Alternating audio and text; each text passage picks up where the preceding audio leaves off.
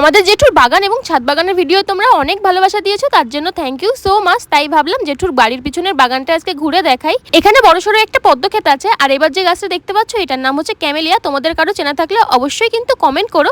আর তাছাড়া আপেল, সবুজ আপেল, আঙুর ফল গাছ তো আছেই। আর এবার যে ফুল গাছটা দেখতে পাচ্ছ এটার নাম হলো থালিয়া। এই গাছটা আমার থেকেও লম্বা, ভীষণ সুন্দর লাগে ফুলটা, কিন্তু কোনো গন্ধ নেই। বাঁশ গাছের মতো পাতাওয়ালা এই ফুল গাছটা আমি জীবনে প্রথমবার দেখলাম। আর দেখো আমাদের ঘরের পিছনের পুকুরটার কি অবস্থা, বৃষ্টির জল জমে একেবারে ভরেই গেছে।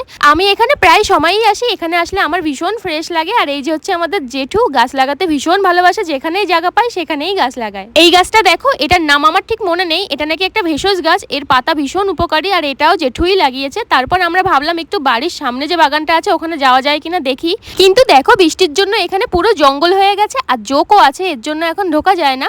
তোমরা বলেছিলে এই বাগানটার আরেকটা ট্যুর ভিডিও দেওয়ার জন্য, বৃষ্টির সিজনটা চলে গেলে আবার অবশ্যই ঘুরে দেখাবো। টাটা।